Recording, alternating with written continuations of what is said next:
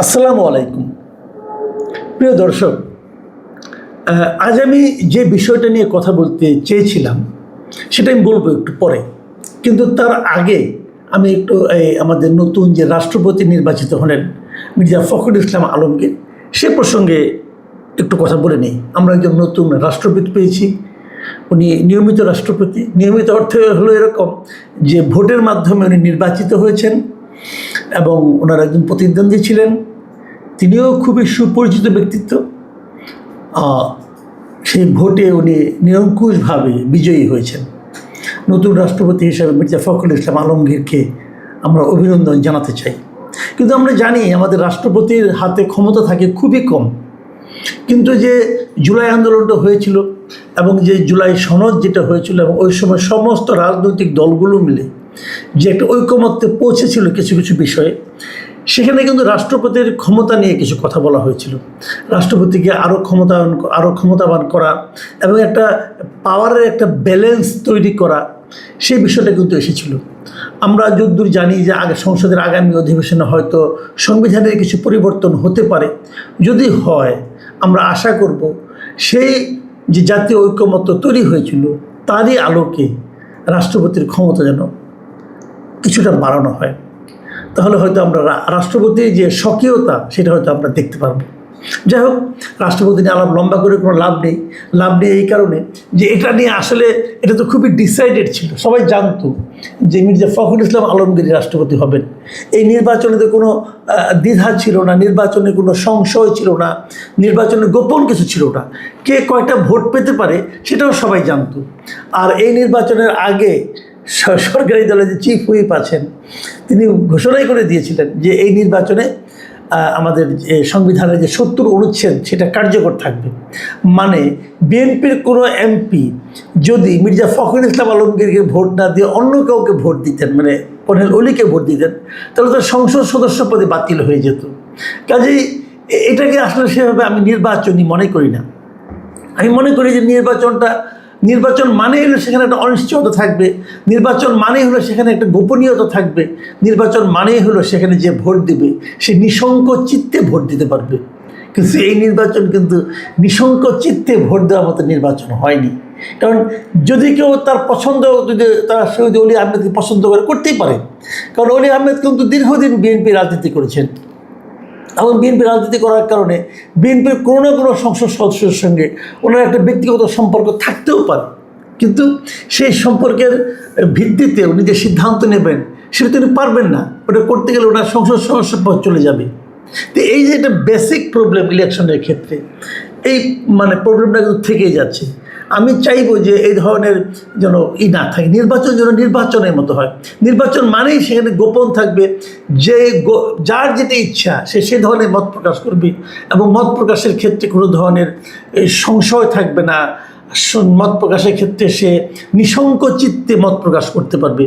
তাকে হুমকি দেওয়া হবে না যে তুমি অমুককে ভোট দিলে কিন্তু তোমার এমপিশিপটাই থাকবে না। এটা নির্বাচন নয়। যাই হোক, তারপরে হয়েছে, এটা নিয়ে আর নতুন করে বলার কিছু নেই। আর মির্জা ফখরুল ইসলাম আলমগীর খুবই যোগ্য ব্যক্তি, প্রেসিডেন্ট হিসেবে ওনাকে আমি পছন্দই করি। আমি আশা করব যে উনি খুব ভালোভাবে ওনার উপর অর্পিত দায়িত্ব পালন করবেন। কিন্তু আজকে আমি আসলে যে বিষয়টা নিয়ে কথা বলার জন্য আগে থেকে প্রস্তুতি নিচ্ছিলাম, সেটা হলো দুদিন আগে 3 দিন আগে এই সোশ্যাল মিডিয়াতে ইউটিউবে আমি একটা কন্টেন্ট দেখেছি। সেই কন্টেন্টটা হচ্ছে, আপনারা সবাই চিনেন ওনাকে, মিস্টার পিনাকি ভট্টাচার্য। উনি একটা কন্টেন্ট করেছেন এবং উনি প্রায়ই নানা বিষয় নিয়ে কন্টেন্ট করেন। আমি আগেও বলেছি, উনি আমাকে নিয়েও অনেকবার অনেক কিছু বলেছেন। তো সেগুলো নিয়ে এটা ব্যক্তিগত পর্যায়ে ব্যাপার ছিল, ওগুলো নিয়ে আমি মাথায় ঘামাই না এতটা। এবং ওনার কন্টেন্টগুলো আমি মাঝে মাঝে দেখি কারণ উনি বেশ পড়াশোনা করা লোক, ওনাকে আমার খুব জ্ঞানী মানুষ মনে হয়। উনি যখন যে কোনো কিছু একটা ধরেন খুব শক্তভাবে ধরেন, আটঘাট বেঁধেই ধরেন। গত 17 আগস্ট, আজকে থেকে 3 দিন আগে আপ করা সেই ওই ইউটিউবের যে কন্টেন্টটা, সেটার শিরোনাম ছিল হাসিনা ফেরানোর মিশনে ওয়াকারের সাথে ইন্ডিয়ার অনুগত জেনারেলরা কারা। আর সেটা যে থাম্বনেল ছিল, থাম্বনেলে লেখা ছিল হাসিনা ফেরানোর মিশনে ওয়াকারের সাথে দুই ছায়াকে। লক্ষ্য করুন, এক জায়গায় লেখা দুই ছায়াকে, আর আপনার শিরোনামে লেখা যে ইন্ডিয়ার অনুগত জেনারেলরা কারা। মানে উনি দুভাবে দেখছেন, একটা হলো যে দুজন ওয়াকার মানে সেনাপ্রধান যিনি আছেন তার সঙ্গে তার ছায়া হিসেবে কে আছেন, এবং একই সঙ্গে তাদেরকে উনি বলছেন তারা ইন্ডিয়ার অনুগত জেনারেল। এটা বলে উনি এখানে দুজনের ছবিও দিয়েছেন, দিয়ে উনি অনেক কথা বলেছেন, এবং এরা কিভাবে ইন্ডিয়ার অনুগত, কিভাবে ওয়াকারুজ্জামান উনিও নিজেও ইন্ডিয়ার অনুগত, কিভাবে তারা আওয়ামী লীগকে ফিরিয়ে আনতে চায়, এরকম অনেক কিচ্ছা কাহিনী উনি সেখানে বর্ণনা করেছেন।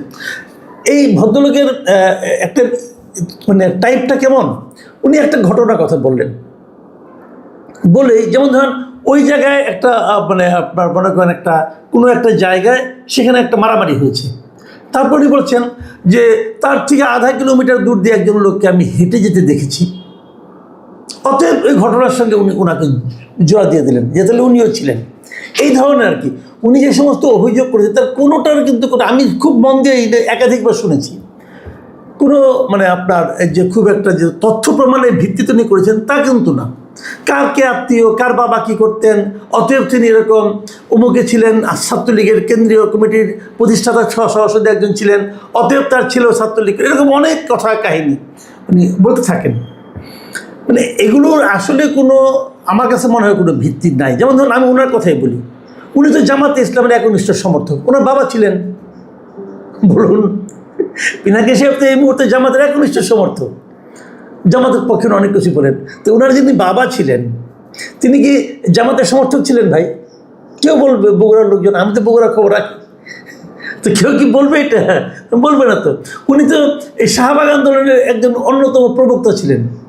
শাহবাগে যখন আন্দোলন হয় এখন তো উনি তার বিরোধিতা করছেন।